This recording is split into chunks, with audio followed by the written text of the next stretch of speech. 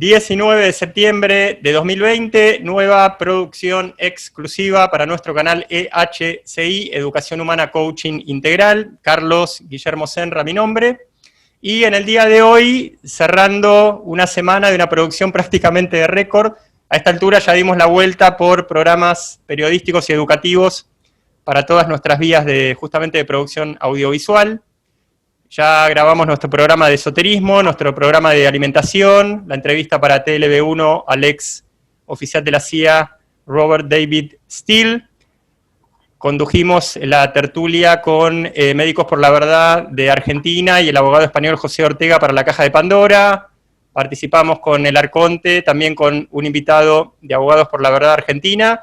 Y nos queda no demasiado poco para este fin de semana. Pero bueno, el momento del día de hoy es un momento especial, la primera vez que entrevistamos a un protagonista relacionado con la economía. No es un protagonista desconocido, ya filmamos 2 conferencias sobre fondos buitre, una para nuestro propio canal de HCI y otra para TLB1, filmada este año, poquitos días antes de que nos condenaran a confinamiento, término militar, por si algunos no lo saben, no será por casualidad que lo utilizan. Y se trata nada menos que del, como dijimos, especialista en economía, pero también conferenciante, escritor, investigador de revisionismo histórico y quién sabe cuántas cosas más, nuestro gran amigo Guillermo Rocafort. Bienvenido, Guillermo. Un placer estar contigo y en tu canal. Bueno, gracias por recibirnos.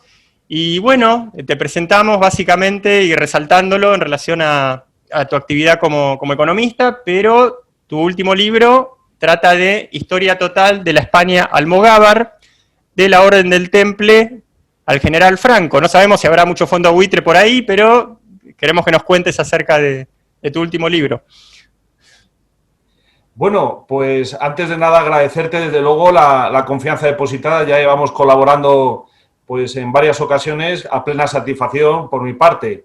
Así que me encanta estar en estos canales alternativos de comunicación al pensamiento, a la dictadura del pensamiento único imperante, ¿no? Y es, en definitiva, la única manera de llegar a cada vez una mayor masa de personas interesadas en cuestiones que no se tratan en los canales, vamos a decir, oficialistas, ¿no?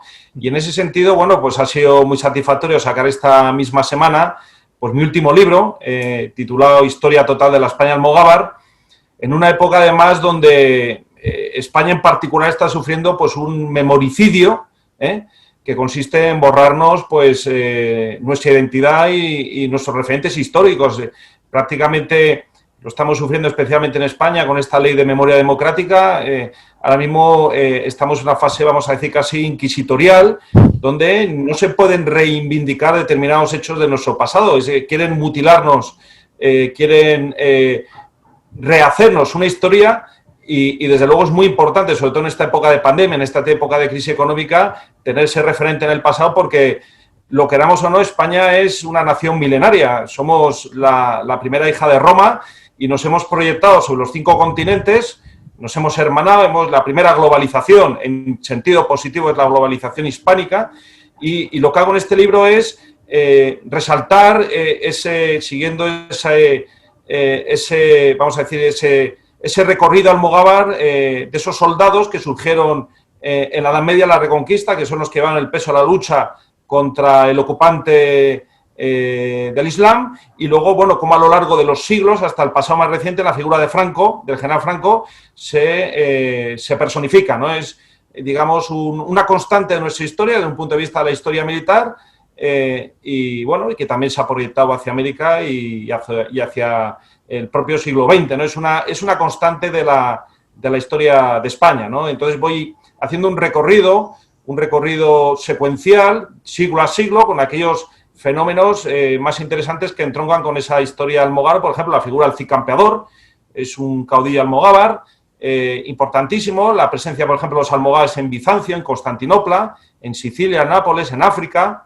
Y luego, como estuvieron también en España luchando, por ejemplo, contra Napoleón y hasta el momento de la Guerra Civil, donde muchas unidades del Ejército Nacional tenían el nombre de almogávares, ¿no? Por lo tanto, es una constante en nuestra historia. O sea, mencionar la palabra almogávar ahora mismo en España es una palabra prácticamente prohibida, también muy manipulada, sobre todo por sectores independentistas catalanes, pero hablar del hecho almogávar es hablar de la esencia de la nación española, ¿no? El soldado medieval, el soldado de los siglos de oro y el soldado del Renacimiento, y hasta llegar al soldado del Ejército Nacional. Es una realidad. Además es que las fuentes historiográficas, porque yo de alguna forma en este libro, que tiene casi 700 páginas, tiene cientos de referencias bibliográficas, ¿no? Y me baso en trabajos de afamados medievalistas e historiadores de la historia de España, ¿no? Por lo tanto, he intentado, mi intención con este libro es que el español, que ahora, al que prácticamente le han robado la historia,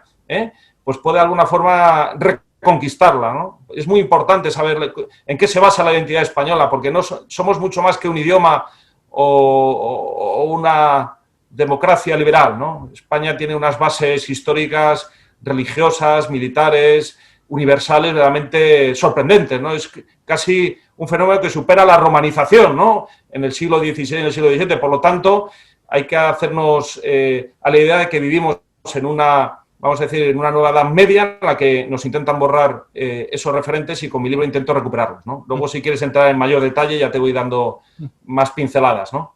Sí, te hago un pequeño comentario, Guillermo, en relación a lo primero, al memoricidio que mencionabas.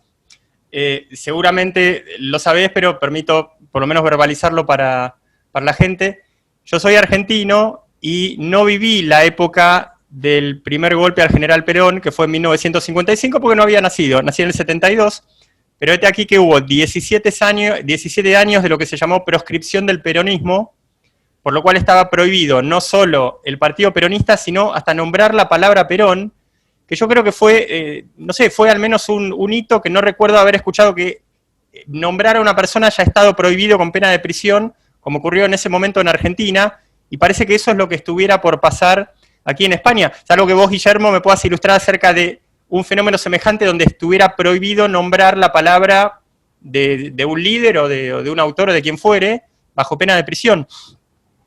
Bueno, vamos a ver, la damnatio memoriae ya existía en la antigua Roma, y yo creo que lo cogerían, puede ser de los egipcios o incluso también en el imperio babilónico, donde a los, digamos, los grandes dirigentes que caían ya fallecidos o en desgracia, pues es que se borraba sus nombres. Eso lo vemos, por ejemplo, con los faraones, o sea, no es nada nuevo del momento presente. Luego lo asumieron, como digo, en Roma, la damnatio memoriae, o el daño a la memoria, y lo hemos visto también pues, con la Revolución Francesa. Hemos visto cómo se han intentado reescribir la historia, pero luego, en última instancia, esa historia rebrota con inusual fuerza, ¿no? Entonces, bueno, pues son épocas oscuras donde se impone la censura, y además, sobre todo, lo que es realmente lamentable es que vaya por la vía legal, ¿no? Por la amenaza, pues, de la multa, del encarcelamiento, cuando además los dirigentes se tienen que dar cuenta que eso es contraproducente, ¿no? Porque, digamos, la humanidad ha avanzado mucho y la libertad de pensamiento, la libertad de expresión y la libertad de investigar la historia y de una forma rigurosa y con profesionalidad, es que no puede ir mediatizada por una ley como esta, que no es nada más que un corsé forzado que reduce nuestro pasado a unos parámetros completamente arbitrarios y además que son falsos, de toda falsedad, ¿no? Entonces, bueno, no han inventado nada estos inquisidores del memoricidio del siglo XXI, no han inventado nada. Eso ya aplicaban, como digo, los egipcios en Babilonia, Mesopotamia, Roma y hasta el momento presente. Pero bueno, allá ellos. Guillermo, te propongo que nos expliques dos cuestiones relacionadas con hitos bastante distintos, que indudablemente tienen que estar en un libro tan extenso y tan bien realizado, que son algo que nos pueda sorprender por insólito, por desconocido, y algo que nos pueda sorprender porque es completamente lo opuesto a lo que debiera ser o a lo que nos hacen creer que era. ¿Se entiende? Bueno, vamos a ver.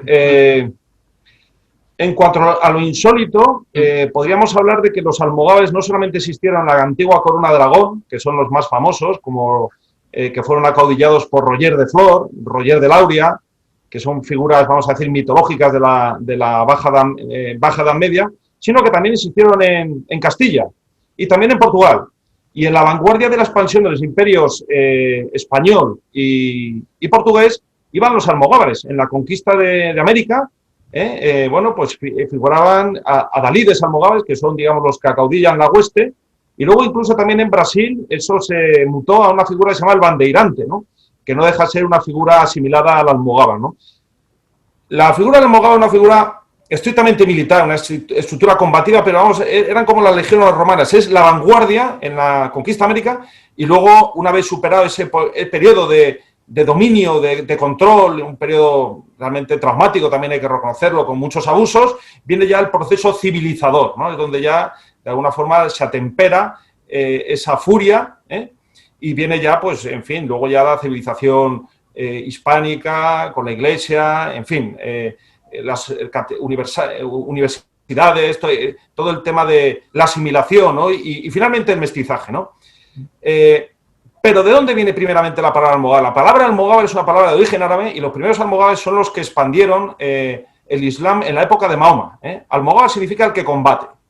¿Qué es lo que pasa? Como en España estuvimos 8 siglos luchando contra el Islam, copiamos su terminología y copiamos sus formas de combatir, sus estructuras, y las enriquecimos con nuestro espíritu cristiano y también toda la herencia romana y también la herencia germánica que vienen de los visigodos. Por lo tanto, vemos cómo en el almogávar es una especie de simbiosis de elementos militares de huestes verdaderamente impresionantes que han marcado la humanidad, ¿no? Ese espíritu almogávar, que como digo, viene de la época, tiene su origen en la época de Mahoma, es el que permite luego a España tener esa inercia combativa una vez que derrota al Islam en la península ibérica y extenderse hacia los 5 continentes con una fuerza y una inercia verdaderamente admirable. Y así hay que comprenderlo. Es decir, se puede hablar de los navegantes, se puede hablar efectivamente también de la labor de los sacerdotes, la labor religiosa, pero quien iba en vanguardia era el soldado. Hernán Cortés, Pizarro, Pedro Valdivia, y todos tienen sangre almogávar, y son la vanguardia de la civilización, hasta el punto de que se dice que en España los almogávares resurgen cuando se les necesita, ¿no? Y ese quizá a lo mejor es la respuesta a la segunda pregunta que me plantea, es decir, se llega a pensar que bueno, los almogávares es un fenómeno aislado de la Edad Media. En la Academia de la Historia Española se dice que es un fenómeno, como dicen, anecdótico, así con un desprecio academicista, vamos a decir, ilustrado verdaderamente lamentable, porque, bueno, es que los libros de historia que yo por lo menos he ojeado y en los que me he fundamentado es que gritan a los 4 vientos que los almogávares fueron esenciales en la Reconquista. El propio Cid Campeador era almogávar es el soldado de frontera, es una reconquista, vamos a decir, popular, es el pueblo armado, ¿no? Y vemos efectivamente cómo ese fenómeno se proyecta en los siglos de oro, se proyecta en la conquista de América. Por ejemplo, el Imperio portugués, la vanguardia eran las huestes almogávares de Portugal. Por lo tanto, vemos cómo estamos hablando de un fenómeno hispánico, ¿no? Y luego cómo brota, como he dicho anteriormente, en siglos posteriores, ¿no? Sobre todo a raíz de la invasión napoleónica y luego posteriormente en la Guerra Civil Española, ¿no? Es decir, allí cuando está en juego la nación, no sé, se produce una especie de fenómeno reiterativo, ¿no? Una especie de constante histórica que, bueno, esto, ante lo cual, ante esta tesis que está más fundamentada por un libro de, como digo, 700 páginas, y yo, vamos, quiero decir que no soy un recién llegado a esta cuestión, llevo 20 años investigándolo y estoy acreditado en Humanidades por la NECA, es decir, estoy acreditado en investigación historiográfica por el Estado español, o sea, quiero decir, y aparte que soy doctor en Economía y he aplicado, digamos, un método científico, y ahí está mi tesis. Si alguien en la Real Academia de la Historia, que por cierto, ante la desmembración actual de la patria española no están haciendo nada, están en sus cursitos y en sus cenáculos y en sus sanedrines, o ante esos historiadores que tanto abundan en las cátedras españolas que de alguna forma han apostado a la historia de España, entonces reducen, por ejemplo, en la Edad Media, pues al precio del trigo, aplican versiones marxistas, ¿no? Es decir, bueno, es que la reconquista se provoca porque la cebada ha entrado en un proceso de expansión. Vamos a ver, o sea, hay que ir mucho más allá, decía García Morente que la hispanidad se explica por el estilo hispánico, el estilo del caballero español. Ese caballero español que explica García Morente, que yo creo que es el filósofo hispanista que mejor lo ha desarrollado, mucho más que Ramiro Maeztu y otros grandes escritores como Rubén Darío y de la América española, ese estilo es lo que marca la hispanidad. Es decir, ¿qué es el caballero hispánico? El caballero hispánico es un estilo de conducta. Y entonces, ¿dónde lo encontramos? Pues no lo vamos a encontrar pues, en el político masónico del siglo XIX, ni en el burgués del Renacimiento, lo vamos a encontrar en el hidalgo español. en el conquistador, en el cura también, ¿no? O sea, en personas que supeditaban, digamos, la contingencia del mundo actual, pues a valores mucho más superiores, como era la civilización cristiana, el engrandecimiento de tu reino, el honor de tu rey, y también el orgullo de formar parte de una monarquía como la monarquía hispánica, que es la única pentacontinental que ha habido en la historia de la humanidad, ¿no? Que eso es un orgullo de todos los hispanos, ¿no? Ahora estamos, desgraciadamente, muy fragmentados, pero, bueno, y podría decir, por ejemplo, que los almogávares tienen presencia ahora mismo en las Fuerzas Armadas Españolas. La unidad de paracaidistas, la brigada paracaidista se llama Brigada Paracaidistas Almogávares, pero es que, por ejemplo, en Brasil, la brigada o las unidades militares se llaman los bandeirantes, porque son, digamos, identificados con esa forma de combatir, de frontera, de racia, de cabalgada. Es que fue muy duro, o sea, el estar dominado, estar luchando 8 siglos contra el Islam, con un Islam que tenía una fuerza impresionante, era arrebatadora, ¿no? Pero, bueno, digamos, la solución pasó por la creación de ese estilo de soldado, que al final resultó victorioso y que marcó una época. Es que es así. O sea, yo podía hablar, por ejemplo, o sea, hay personajes de la historia de los cuales se habla mucho en los libros y que son verdaderos don nadies, ¿no? Y que, bueno, pues escriben tesis y los catedráticos babean, pues yo qué sé, podría hablar, por ejemplo, de Azaña o de, no sé, tampoco me quiero meter en muchas arenas movedizas, ¿no? Pero luego vemos cómo estos soldados son despreciados, ¿no? Y luego también es una ingratitud muy importante, ¿no? Pero bueno, yo he intentado con este libro el remover esa historia y lo que he hecho básicamente ha sido compilarla. Yo la he compilado por distintos siglos y explicando personajes y hechos en los cuales tuvieron un papel fundamental y sobre todo destacando que todos estaban movidos por el mismo espíritu, ¿no? Que es la defensa de la nación y el engrandecimiento de la religión, ¿no? Aunque luego, digamos, la Iglesia les despreciara y les abandonara, pero bueno, eso ya es otra cosa. Guillermo, tenemos idea de que la sinarquía no solo se ocupa muy bien de entretejer una manipulación y una esclavización de la humanidad, como está ocurriendo ahora, quizás a un nivel inaudito de la historia, en el presente y obviamente proyectando que la cuestión se vaya afianzando hacia futuro, pero también sabemos que esta gente es especialista tanto en borrar huellas como en falsificar el pasado. Entonces, ¿qué cosas sacás a la luz relacionadas con estos dos tipos de cuestiones típicas de la sinarquía en relación al pasado? O sea, ¿qué huellas mostrás que hayan borrado? ¿Qué cosas mostrás que hayan falsificado? Vamos a ver, a los almogávares se les tacha ahora mismo esta historiografía academicista universitaria de mercenarios, pero no eran, los caudillos almogávares no eran condotieros italianos. Franco no era un condottiero, era un soldado patriota, Entonces esa es una diferencia, eso es un desprecio que ha ido calando mucho, ¿no? Y uno entra, por ejemplo, en las redes sociales y cuando busca almogávares se da cuenta de que ha calado un mensaje de que eran mercenarios, vulgares mercenarios, feroces, asesinos, sin principios. Vamos a ver, o sea, eran otras épocas, pero ese no era el código de honor de los almogávares. Es un tema verdaderamente relevante. Otro aspecto que también destacaría es que ellos constituían la baja nobleza. Ellos, los almogávares, en la cúpula, porque se ascendía a aquella meritocracia, era un estado meritocrático, por ejemplo, se habló de ellos cuando estuvieron un siglo en Grecia, en Atenas y Neopatia, como una república militar, o sea, verdaderamente fascinante, república de soldados. Pues estos almogávares tuvieron un papel social fundamental, que eran un contrapeso contra la oligarquía y la nobleza de la época. Servían, eran el contrapeso que tenía el rey para poder poner límites pues, a las demasías y arrogancias de los nobles. Los nobles, que son ahora mismo los fondos buitre, los bancos, los políticos. Es decir, los almogávares eran un contrapeso. Entonces, claro, al final, digamos, su propia función social fue, vamos a decir, su mayor condena. Porque eso ha servido para los herederos de esas oligarquías que esclavizan a los pueblos, pues los hayan vilipendiado y les hayan insultado. Pero bueno, no hay mal que 100 años dure y bueno, realmente España en la época de los Austrias pasó de ser una nación de hidalgos, donde en España había 1 millón se decía, de nobles pobres, eran, bueno, nobles pobres no, realmente nobles militares, es decir, con sangre de una nobleza meritocrática, pues de repente desaparecieran.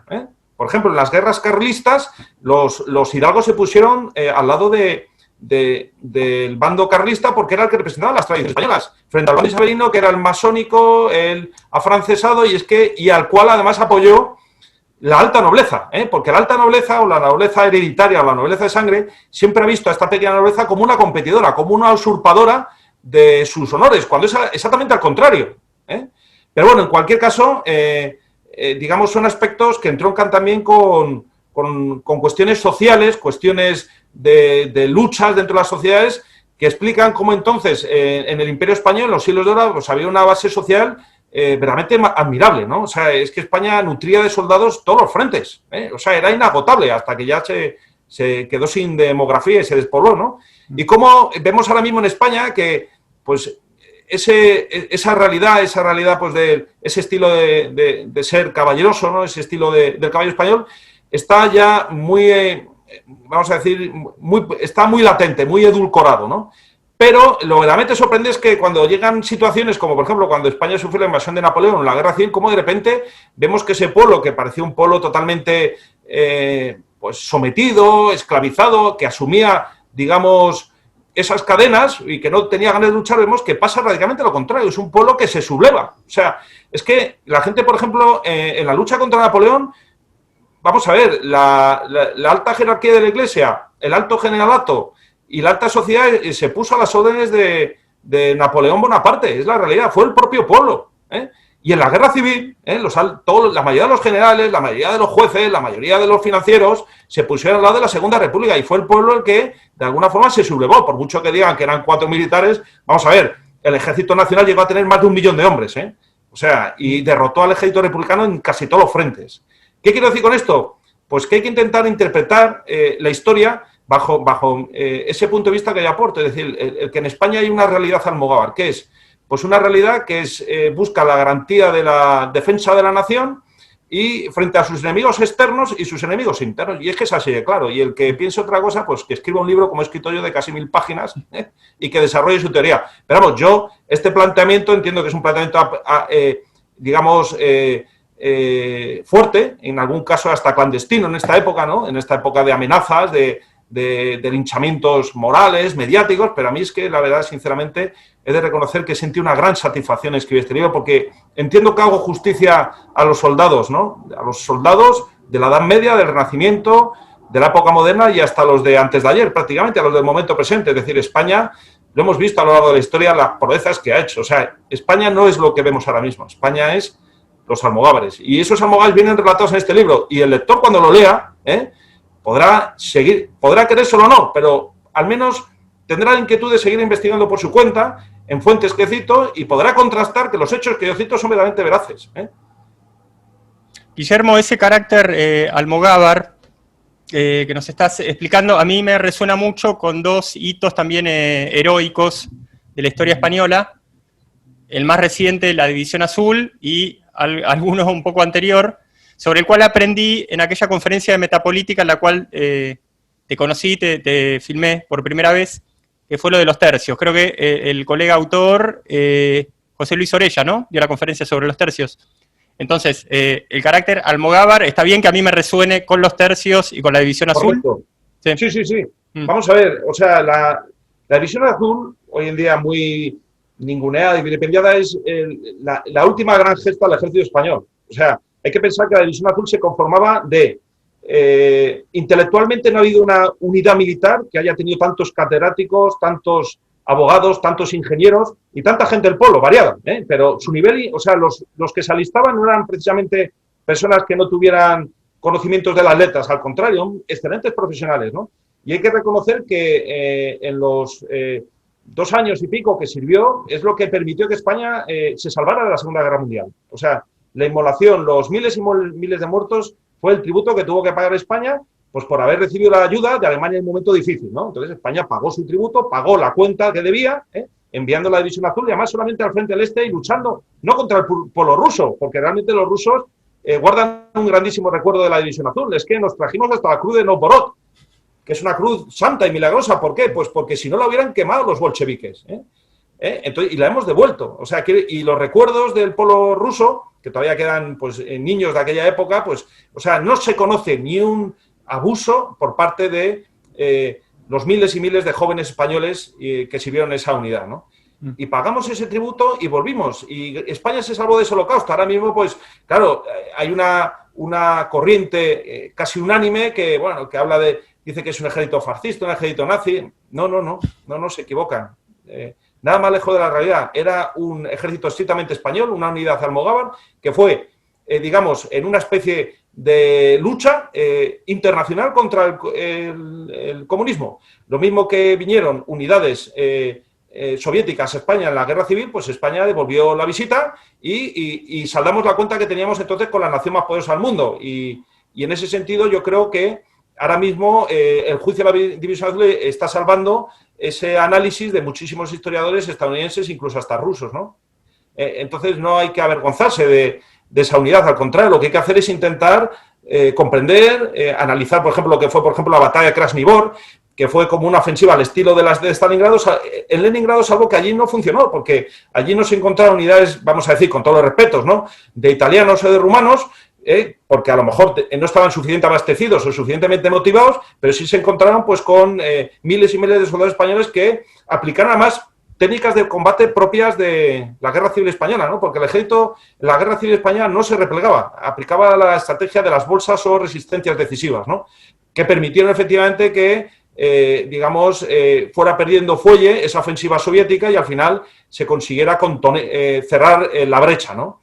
Pero bueno, fíjate cómo sería que los altos oficiales del ejército soviético luego fueron interrogados por el KGB de la época y preguntados que cómo era posible que enviando decenas y decenas de miles de soldados, cómo era posible que los españoles les hubieran detenido. Entonces, la respuesta que dieron esos oficiales, imagínate la situación, ¿no?, siendo torturados, ¿no?, porque las cosas entonces funcionaban así, decían que es que los españoles tienen las armas,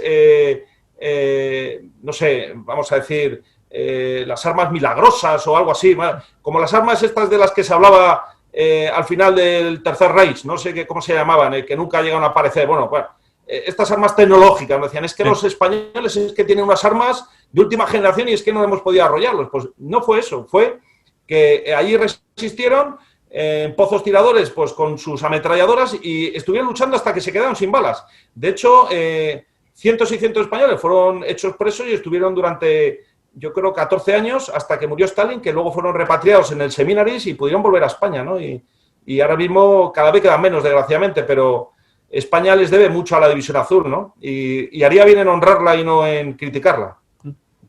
Guillermo, te voy a pedir que me aclares un punto de la historia que quizás no forme parte de tu libro, pero indudablemente creo que vas a tener una respuesta.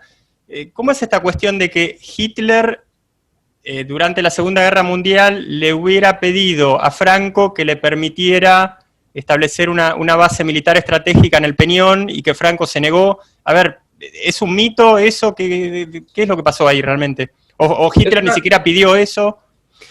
Es una parte de la historia realmente fascinante, en el cual, bueno, pues ahí se eleva, yo creo, la figura de Franco como estadista y como patriota, porque nos evitó ese holocausto, ¿no?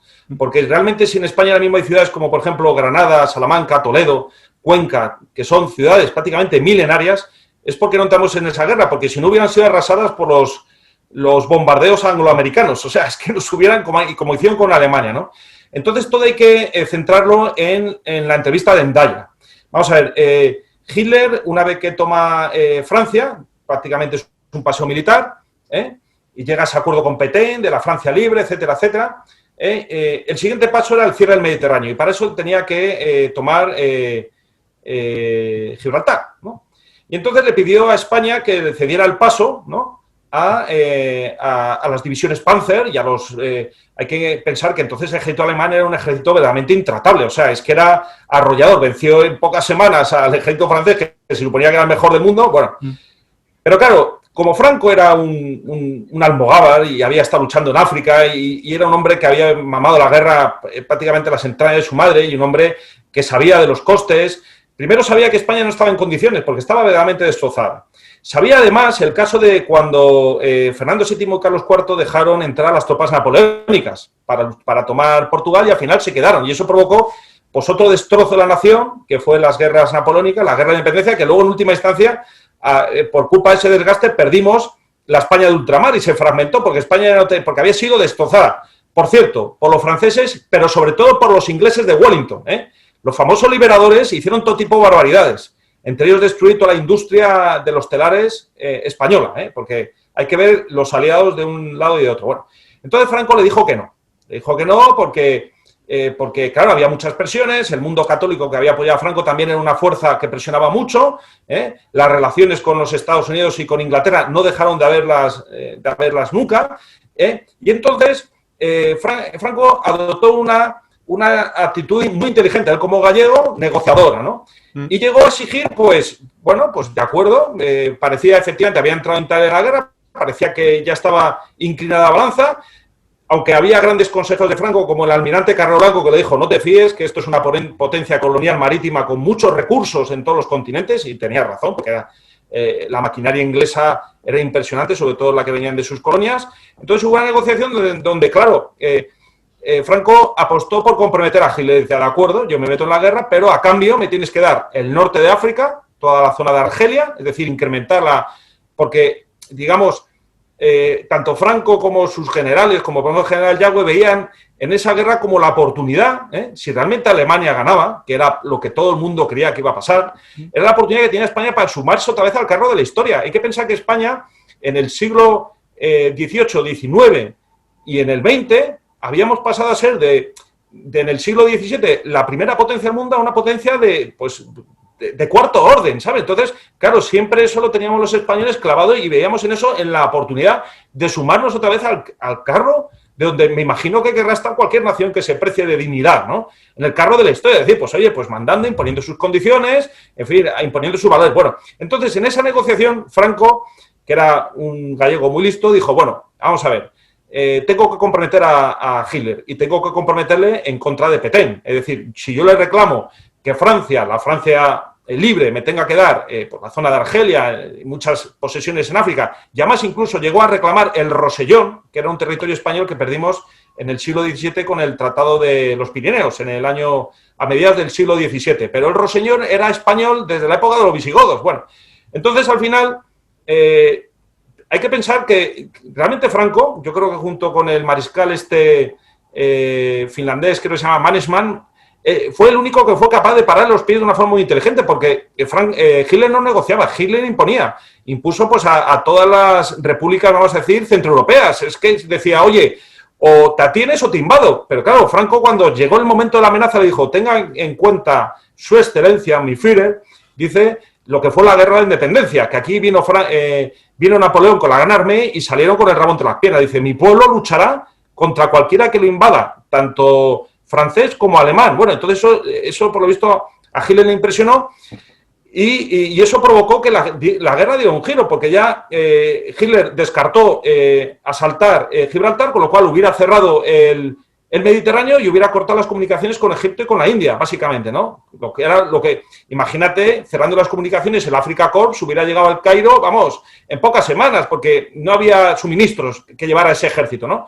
Entonces eso dejó la guerra mundial en un impasse de espera hasta que decidió, ante el fracaso, para que vea la gente la importancia que tiene Franco en la historia universal, que Hitler decide invadir Rusia, la Unión Soviética, ¿no? Y en ese momento, claro, ahí ya la posición de Franco es de decirle a todo que no, prácticamente a Hitler, o ponerle en una tesitura en la cual tuviera que enfrentar a Franco con Petén y hacer un desdoro a Petén, porque claro, a Hitler también le interesaba una Francia asimilada y colaboracionista, que fue sin lugar a duda, porque vamos, eso está así de claro, ¿no?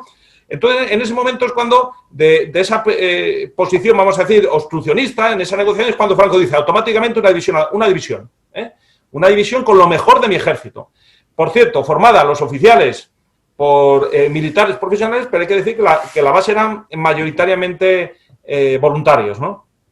Entonces, eso es así. O sea, y a partir de todo el esfuerzo de Alemania fue ir hacia la Unión Soviética y ahí pues sucedió lo que sucedió y España cumplió, dio un gran tributo de sangre y hasta que luego las circunstancias cambiaron y Franco en esa diplomacia siempre se dejó guiar por el criterio del servicio al pueblo español, porque cuando vio que Alemania ya no era el poder que tenía, ordenó el repliegue a esa división, pero tampoco dejó de colaborar con los alemanes a la hora de ofrecerles suministros, sobre todo wolframio. Es decir, Franco estaba en una cuerda floja en donde suministraba a la vez wolframio al Reino Unido y wolframio a Alemania. Acabó la Segunda Guerra Mundial y por lo menos nosotros nos evitamos ese holocausto. Otra cosa es que los políticos contemporáneos, pues, les gustaría que España, pues, hubiera sido destrozada y así ya hubiéramos sido también de los... Pues yo no, sinceramente, estoy orgulloso de la España nacional, también estoy orgulloso del papel que hizo, por ejemplo, todo el servicio diplomático de San Brice, sobre todo en Budapest, de salvar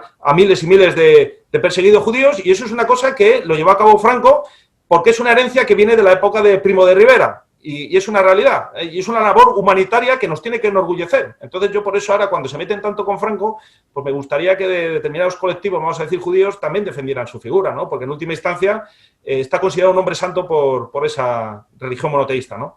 Igual que también, por ejemplo, la figura de el único dirigente occidental, la única imagen de un dirigente occidental cristiano que ha dado la vuelta a la piedra negra en la Meca es la del generalísimo Franco, que lo llevaban sus propios moros regulares. O sea, eso denota que realmente era una persona que, no sé, que suscitaba muchísimas simpatías entre la buena gente de todas las religiones, ¿no? Guillermo, ahora te pido que me aclares otro punto de la historia, que discúlpame, quizás no esté en tu libro, pero creo que es, bueno, sería resolver una gran curiosidad y quizás ilustrar a alguno de nuestros oyentes, televidentes. A ver, no se puede negar algo, estoy tratando de ser elegante, relacionado con que el nivel medio cultural español, por decirlo de alguna manera, podría ser mucho mejor. Fíjate qué elegante que soy. y escuché en relación a eso que Franco tuvo un poco de responsabilidad en cuanto a ver... escuché las dos cosas, como que en cierto modo subió el nivel educativo, pero que de otra manera también lo bajó. Lo que está claro que los españoles en la escuela no leen y después de la escuela tampoco. Entonces, a ver, Franco tuvo que ver con eso, con que haya un nivel cultural por falta de lectura, no demasiado vocabulario. Sí. Ahí hay, digamos, distintos puntos de vista. Yo ahí no sabría posicionarme, sinceramente. Sí. Es obvio que con Franco, digamos, el nivel cultural aumentó, desapareció digamos, en las personas que no sabían leer, ese porcentaje se volvió ridículo. La mortalidad infantil prácticamente desapareció. Elevó el nivel de vida y el nivel de renta a niveles, pues, a nivel europeo, ¿no? O sea, creó un régimen de estabilidad.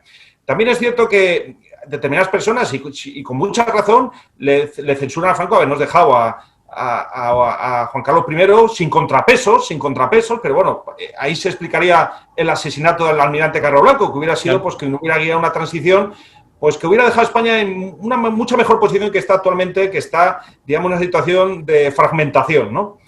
Y luego también otro aspecto interesante que le critican es que realmente Franco pues nos aburguesó mucho a los españoles, nos trajo el agua, nos trajo la calefacción, entonces ya dejamos de ser ese pueblo, digamos, que vivía en unas situaciones de muchas dificultades para convertirnos en burgueses de moqueta, y eso ha provocado pues una cierta decadencia, ¿no?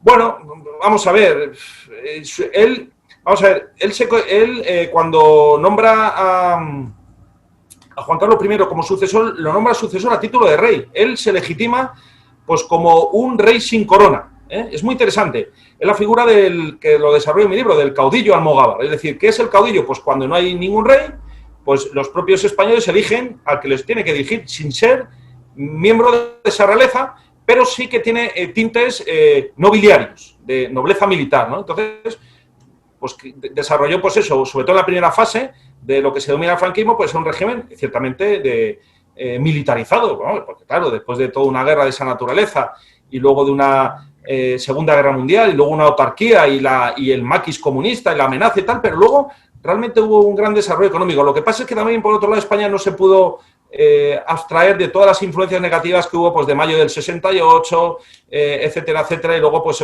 ese resurgir o esa resurrección de las democracias liberales, que ahora vemos que en Europa, pues, es un fracaso en cómo se gestionan mucho los asuntos políticos, ¿no? Y cómo Europa se ha empequeñecido, ¿no? Pero bueno, es una figura realmente controvertida. Yo le doy un capítulo completo en mi libro. Yo legitimo realmente... Fíjate cómo sería, en el derecho medieval castellano, el caudillo almogávar que reconquistaba un territorio tenía derecho a quedarse en ese territorio como gobernador a perpetuidad. Por cierto, que viene del derecho islámico. Pues Franco, cuando se perpetúa en el poder, aplica el derecho medieval castellano que bebe del derecho islámico. O sea, es que no hay que irse tan lejos, es que es esa la realidad, ¿no? Eso sí, y aunque digan lo que podrán decir lo que quieran, pero se quedó hasta el final, hasta su muerte, con el apoyo unánime del pueblo español. Porque, claro, hay que ver cómo cogió España y cómo la dejó, ¿no?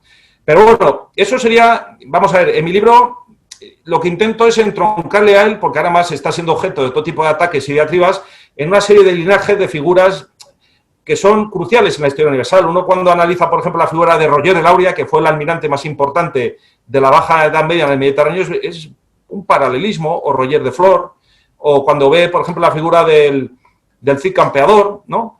O los propios conquistadores de América, ¿no? Un Hernán Cortés. ¿Cómo es posible, ¿no?, que se dominara una civilización como la azteca, ¿no?, que era la más importante del continente precolombino? Pues, bueno, pues porque realmente había una forma de ser y unos valores, o sea, había una religión, la religión cristiana, que marca decisivamente el ser español, pero luego también había una visión marcada pues, por nuestra historia romana, nuestra historia visigoda, la historia de la conquista, que es lo que nos están negando actualmente, porque ahora mismo parece que España es una creación de la Unión Europea. De hecho, ahora nos van a dar unos milloncitos a ver si, en fin.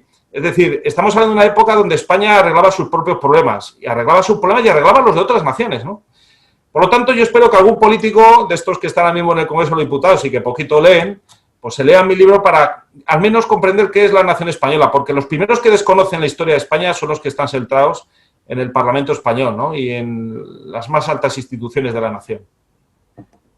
Guillermo, no podemos desaprovecharte para un pequeño bloque económico. Prometemos cerrar nuevamente con tu libro, o al menos con alguna cuestión histórica.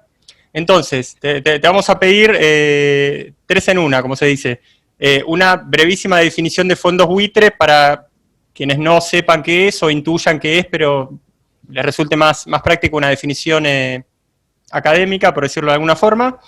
Después, entendemos que en la historia económica reciente hubo un momento, yo eso lo aprendí de nada menos que de Adrián Salvucci, que se unió lo que se llama banca de ahorro con banca de inversión, y que me explique si realmente los fondos buitres derivan del hecho de que ahora está todo eso a disposición de un delincuente financiero nada menos, en vez de contar con media masa de dinero mundial, ahí tuvo manos libres como para juntar todo y llevarlo de un lado para el otro, tal cual hacen los buitres, banca de ahorro y banca de inversión. Y bueno, dejamos dos elementos en la pregunta para no complicar. Una breve definición de fondos buitre primero. Una definición de fondos buitre, mira, un fondo buitre es un ente financiero especulativo que se mueve en mercados desregulados, por ejemplo, los paraísos fiscales, y que hacen de su capa un sallo. Es decir, ellos no respetan el derecho, no lo respetan. Nosotros tenemos el derecho romano, que hemos heredado de Roma y lo hemos proyectado hacia la hispanidad.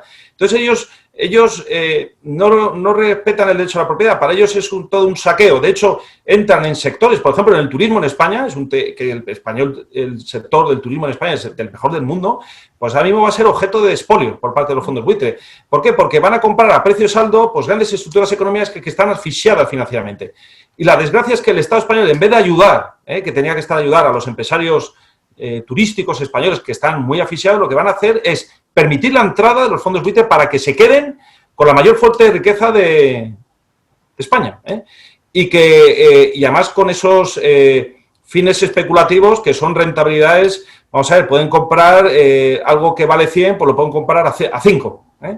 Entonces, aprovechan estas situaciones de la pandemia pues para quedarse con las joyas de la corona. Lo han hecho históricamente en África, lo han hecho también históricamente en Hispanoamérica. Hay que reconocer que los movimientos de emancipación se financiaron con el oro inglés en condiciones especulativas, típicas de fondos buitre. Se han dado cuenta que la mejor manera de controlar las naciones es a través de la deuda. Si controla la deuda, controlan los mercados financieros, entonces te conviertes en un vasallo, en un esclavo, en un servil, ¿no? Y ahora están entrando pues sobre todo en España y en Grecia y en Portugal y en Irlanda también. O sea, naciones, pues, además, digamos, con un gran arraigo, vamos a decir, cristiano. O sea, realmente, esa es una cuestión también muy interesante que podría entroncar además con la figura de Franco. La Iglesia se quiere poner de perfil porque entienden que, claro, Franco es una figura que se ha pasado de moda y que el hecho de haberle apoyado, pues ahora eso hay que deshacerlo, ¿no? Pero si uno analiza, por ejemplo, leyes como, por ejemplo, el Foro del Trabajo, que prohibía todo tipo de usura, nos encontramos que en el régimen de Franco había leyes que tenían un fundamento esencialmente cristiano y sobre todo que apoyaban a las capas más débiles y desfavorecidas. Y eso es una cosa que realmente nos deja, a mí me deja maravillado, ¿no? Esa reubicación de la Iglesia cuando realmente el régimen de Franco era un régimen cristiano no por mera declaración, sino era por mera realización de sus leyes. Ahora mismo las leyes en España no son cristianas y eso explica que el débil, es decir, el deudor, esté siendo expoliado sistemáticamente por los fondos buitre. Mira, en la época de Franco se hicieron en España 6 millones de viviendas para gente pobre y necesitada. Que yo sepa, y aquí pues habrá gente que podrá decir lo que quiera, pero que yo sepa, y lo he investigado y he escrito artículos, incluso en el ABC, o sea que no es un medio, vamos a decir, radical, sino que es un medio, vamos a decir, la derecha liberal o conservadora, no se conoce ni un solo desahucio de un español en 40 años del gobierno de Franco. Ni uno. Vamos a ver, cualquier año ahora mismo de la democracia en España hay entre 20.000 y 30.000 desahucios. Y además de gente, en teoría de izquierdas, que luego votan a partidos que les engañan, que eso es verdaderamente sorprendente, ¿no? Entonces, no sé si con esto te explico cómo, por ejemplo, hay regímenes, el régimen de Franco no permitió la entrada de este tipo de entes especulativos. En la Rusia de Putin no entran. En Japón, durante la pandemia, aprobaron una ley de seguridad nacional que prohibía la entrada de fondos buitre en ese país. Porque un fondo buitre socava la economía. ¿Por qué? Porque no busca ni crear empleo, ni pagar cotizaciones a la seguridad social, ni pagar impuestos. Lo que busca es lucro puro y duro, a costa del hambre de los habitantes del territorio. Mira, ahora mismo, antes de la entrevista estaba viendo la película, la recomiendo, la de Dark 47, que cuenta la Irlanda del año 1847. Es una película verdaderamente impresionante de cómo los ingleses, es decir, los fondos buitre de la época, habían sometido ese país al hambre absoluto. O sea, es que la gente se moría de hambre, mientras ellos, los fondos buitres, es decir, los lords ingleses, con sus colaboracionistas, que eran los políticos irlandeses de la época, cómo estaban depredando y condenando al hambre a millones de irlandeses que murieron y otros porque se fueron a Estados Unidos y consiguieron sobrevivir, ¿no? Entonces, con esto tenemos que tener en cuenta que realmente un Estado soberano, un Estado identitario que quiera mantener una economía saneada y limpia, tiene que prohibir los fondos buitre. Es un acto soberano. Entonces, es como la Rusia Putin, Pues no, pues, o en Japón, ¿no? Que es una nación muy orgullosa, pues aquí no entráis. Entonces, bueno, ese es el gran desafío, el expulsar a los fondos buitre de nuestra economía y que la economía está en manos de propietarios españoles, pequeños propietarios, que puedan tener sus negocios y que no estén extorsionados financieramente por las entidades financieras, que además, te digo más, con la pandemia la mayoría de los accionariados de control de los grandes bancos españoles son los propios fondos buitre, ¿no? O sea, han aprovechado la pandemia para entrar ya en el sistema financiero de una forma verdaderamente escandalosa, además de la mano de George Soros, ¿no? Que es realmente el gran agente, es el agente, el fondo buitre agente, es decir, el representante de todos, ¿no?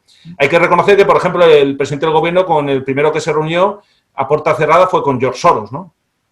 Todavía no sabemos de qué hablaron, ¿no? Pero es muy preocupante, ¿no?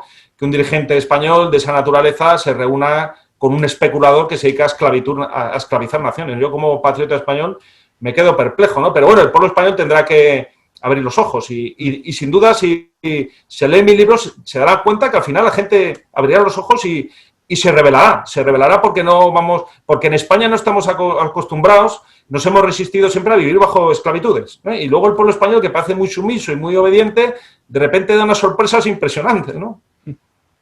Queremos que subliminalmente, por decirlo de alguna forma, nos respondiste por la negativa en cuanto a que fondos buitre, por decirlo de alguna manera, hubo siempre, independientemente claro, de aquella unión entre banca de inversión y banca de ahorro. Pero, a ver, ese fenómeno ocurrió, la cuestión de la concentración de holding empresarios y bancarios también ocurrió, independientemente de que los fondos buitre llevaran varios siglos. Pero desde ese momento, ¿la historia comenzó a ser peor o es algo que no tiene nada que ver? Bueno, el tema de la banca es un tema muy complejo. Yo soy profesor de hecho bancario bursátil desde hace varios años. El tema de la banca fraccionada, que es una banca keynesiana, es decir, una banca que fragmenta los depósitos y que crea dinero de la nada, es un peligro público, ¿no? Es el mayor elemento de desestabilización. Realmente están haciendo lo mismo que los que falsean el dinero. Es decir, los mismos que... Entonces, mira, en la época de Franco había una banca industrial, cuyos activos eran industrias, ¿no? Porque, claro, para mantener industrias necesitas grandes capitales. con los pactos de la Moncloa y la Constitución del año 78 fuimos hacia una banca estrictamente intermediaria o financiera, ¿no? Una banca intermediaria financiera que ha quebrado varias veces. Además, ha habido procesos de concentración verdaderamente preocupantes, porque antes había muchísimos bancos, pequeños, pero muchísimos. Y ahora tenemos 4 o 5 grandes bancos. Ahora mismo estamos en un proceso de fusión de 2 grandes bancos, ¿no? Pero que son gigantes con los pies de barro, que tienen en Europa, por el Banco Central Europeo, tenemos un coeficiente de cajas de solamente el 1%. Solamente hay que ver cómo está evolucionando en bolsa los bancos para darse cuenta que es un mercado que tiende a desaparecer, porque ahora mismo vamos hacia una banca más bien de índole digital, informática, donde ya no hacen falta sucursales ni empleados. El modelo ha cambiado radicalmente. Pero habría que mencionar las grandes estafas que ha habido en España. Es que es realmente increíble. Hemos tenido la estafa del Banco Popular, expropiado por €1, por decisión de la autoridad bancaria europea y regalado al Banco Santander. Pero es que hemos tenido la estafa de Bankia. Pero es que hemos tenido la estafa de Banesto. Y en el año 2012 se intervino el sistema financiero y, por ejemplo, en Bankia se metieron 40.000 millones de euros, que no se van a devolver. Es decir, por lo general, yo llevaría más bien el foco del debate a la cuestión de la banca fraccionada, que eso hay que reformarlo, es decir, tenemos que ir a coeficientes de caja pues muchísimo más elevados, porque son verdaderamente preocupantes, y una banca pues como la que aboga la Escuela Austriaca de Economía, que es una banca no fraccionada donde se garantiza y donde en última instancia no se nacionalicen las pérdidas, porque es lo que va a pasar ahora mismo. Es decir, en el año 2012 tuvimos que tapar un boquete que lo hemos tapado temporalmente, se va a volver a abrir.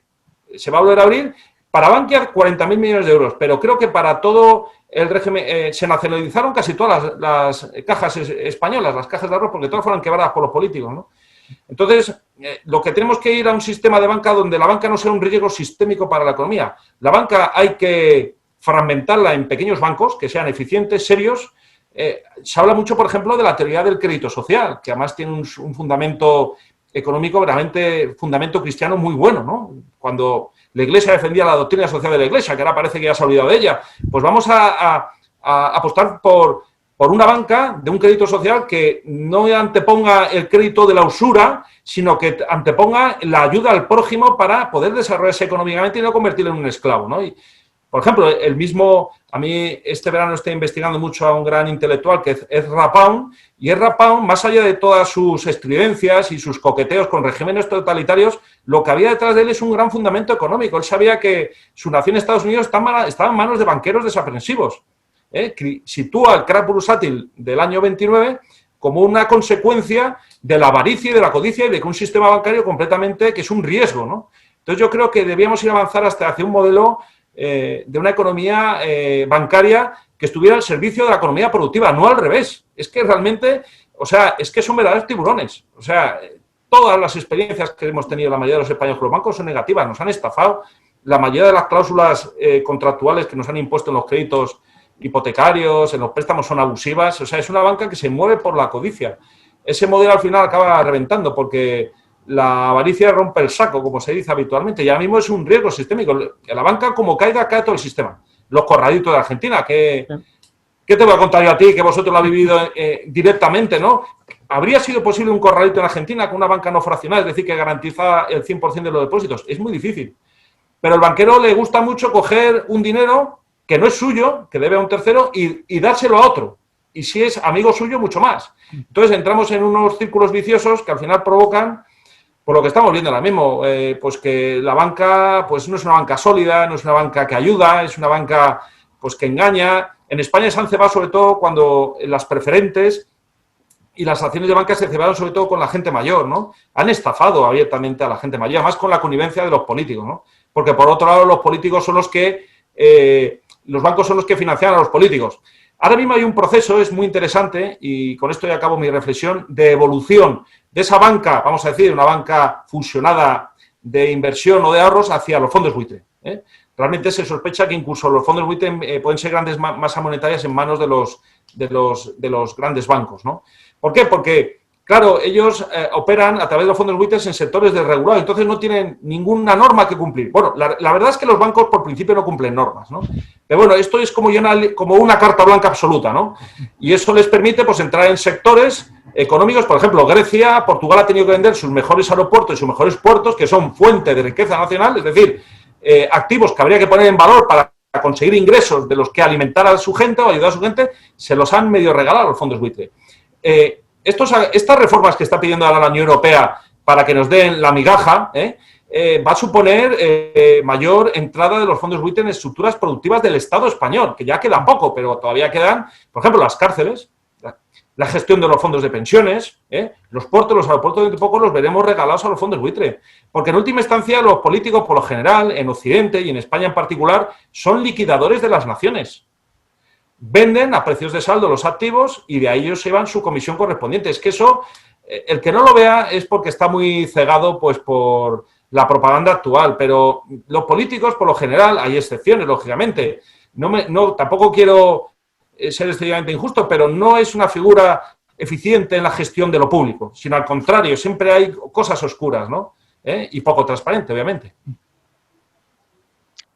Guillermo Rocafort, nos generás muchísimos disparadores como para ahí dudar, a ver, cuál será la pregunta final, porque ninguna respuesta tuya tendría desperdicio y haríamos un programa, así un teletón, como esos de Estados Unidos, duran 24 horas. Pero a ver qué podemos pensar como pregunta final. Bueno, lo que viene, queremos aprovecharte para que nos des tu panorama personal acerca de lo que viene.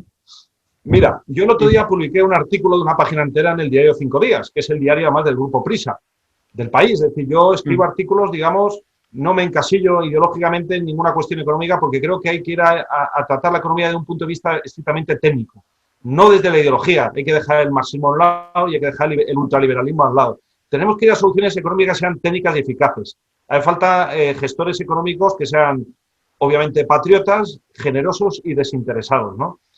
Y tenemos que ir hacia un modelo económico, yo lo desarrollo en varios artículos, que apueste por el factor trabajo, que, digamos, el capital tiene que ser una ayuda, pero el factor principal es el factor trabajo, porque es el factor humano. Sobran rentistas, sobran caraduras, sobran burgueses acomodados. El dinero hay que obligarlo a ponerlo en el funcionamiento, en el tejido productivo, y hay que generar un clima de respeto hacia la propiedad, que es lo que no ha existido en 40 años en España. Había más respeto al derecho a la propiedad en la época de Franco que en la época de la democracia. Hoy en día te embarga una cuenta cualquier autoridad, te mete y te quita todo. O sea, entonces tenemos que ir a modelos donde realmente se pongan en valor todas las capacidades y todos los talentos de los miembros de esa nación. Realmente, el otro día leí un artículo sobre la crisis en Argentina y me apenó mucho cómo un economista decía que los grandes talentos de los jóvenes, es decir, los jóvenes mejor preparados, están huyendo de la Argentina. Es que no se tienen que ir de Argentina, tienen que quedarse allí, pero hay que crear un contexto donde realmente puedan poner en valor todo su talento y toda su capacidad y toda su juventud. Está claro que cualquier solución económica en nuestras naciones hispanas pasa por la absoluta amortización de la casta política. Se tienen que hacer aquí en temas estrictamente políticos, tienen que ceder el paso, porque es un constante fracaso. O sea, es que no se puede, lo estamos viendo en España con la pandemia, o sea, no hay problema que no agraden. ¿Por qué? Porque todo lo ven en términos económicos para ellos y en términos de la imagen. Entonces, tenemos que tener menos foco y tenemos que hacer más trabajo y, sobre todo, dar trabajo. Luego también hay que someter, lógicamente, a la oligarquía financiera, es decir, los grandes capitalistas tienen que poner el dinero en funcionamiento, hay que ayudar a la gente que lo necesita, es decir, tiene que haber una labor, vamos a decir, casi corporativista de coordinación de todas las fuerzas nacionales, ¿no? La industria, pero para eso hace falta una cohesión interna y, además, un criterio que yo lo desarrollo mucho en mis clases en Derecho Internacional, que es el concepto de la estabilidad. Es decir, a mí, sinceramente, el votar cada 4 años no significa nada si realmente, a cambio, tuviera un régimen económico y social estable. Ya cuando lleguemos a esa estabilidad, se podrá haber un momento de efectivamente elegir a personas que sean igual o más de capaces que los gestores que nos han llevado a la estabilización de esa. Pero ahora mismo España y en general Occidente, Argentina, son sociedades desestabilizadas. Por lo tanto, dejemos a un lado, digamos, cuestiones de división política, porque al final los derechos políticos ya hemos visto para lo que sirven, que es para que se insulten y para que no se engañen, porque ellos no cumplen sus promesas electorales, y centrémonos en cuestiones técnicas, tanto económicas como sociales, como generar empleo para los jóvenes, generar empleo para la gente mayor.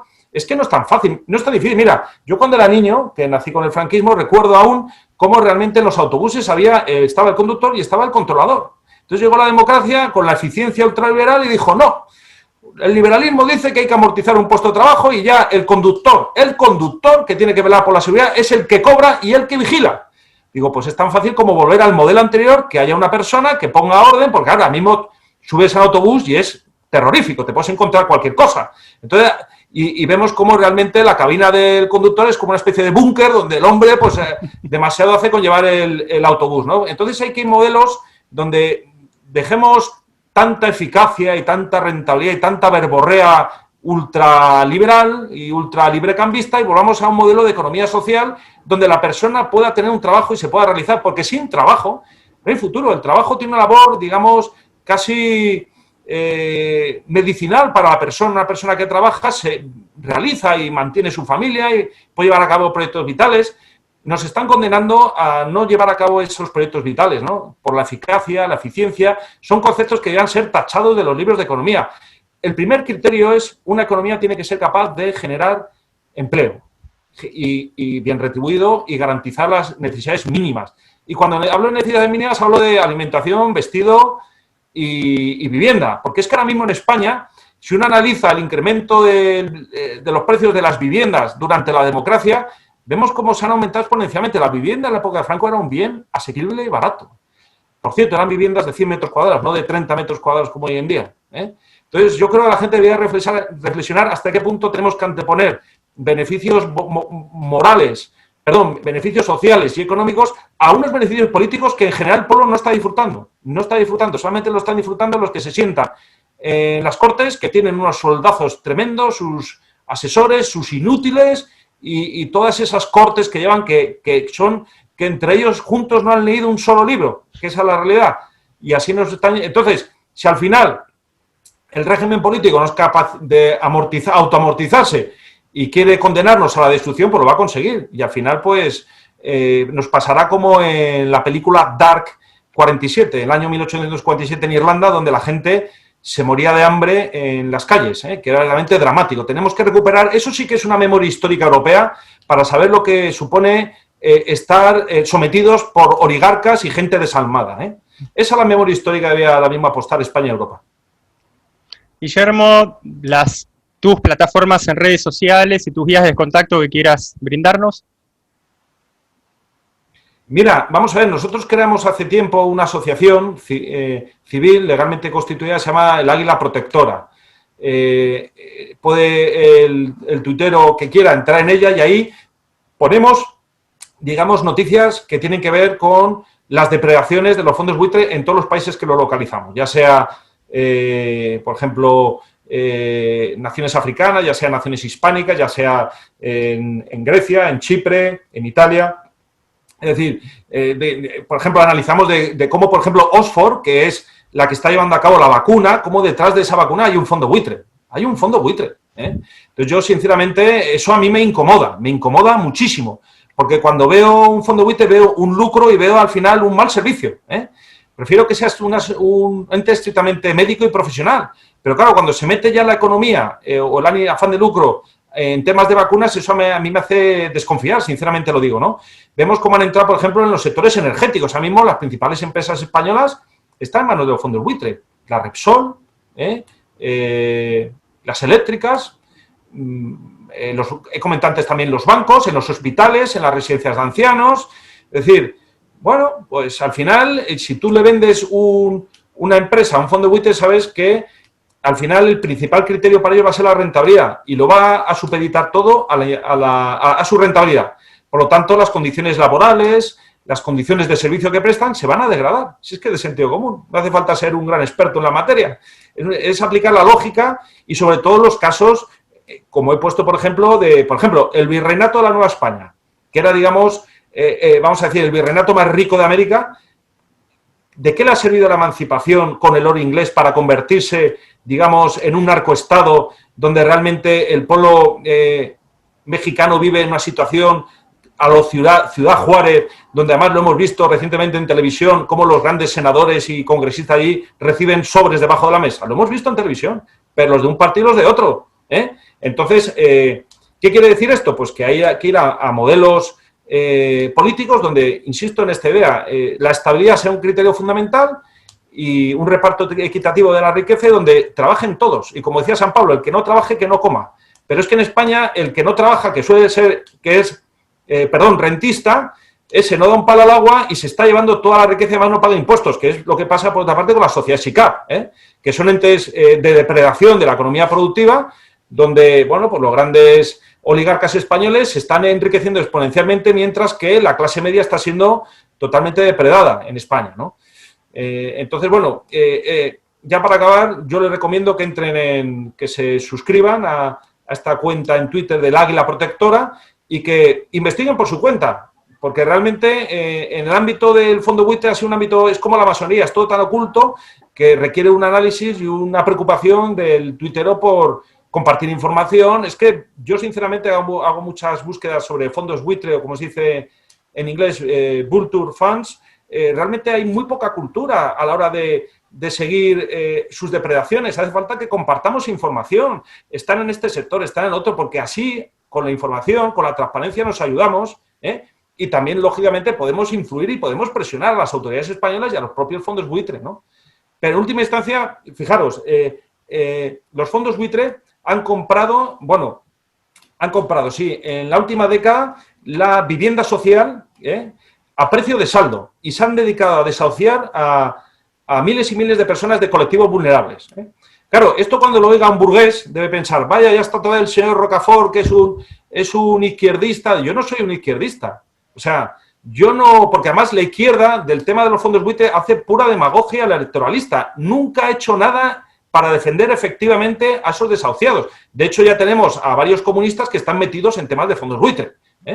Por lo tanto, es importante que haya esa formación por parte de las personas y luego pues que esto se explique lógicamente más allá de tus canales, ¿no? Que se explique también en la universidad. Yo he publicado ya 3 libros, he dado varias conferencias y estoy haciendo una pequeña labor divulgativa, pero hay mucho más. O sea, yo soy aquí un simple adalid, pero aquí hay que investigar mucho porque realmente está todo por analizar, ¿no? Entonces, por eso animo sobre todo a los economistas a profundizar en esa área. Doctor Guillermo Rocafort, queda nomás que agradecerte esta entrevista para nuestro canal EHCI, apéndice audiovisual de nuestra escuela Educación Humana Coaching Integral de Educación Integral. Gracias, Guillermo. Un placer.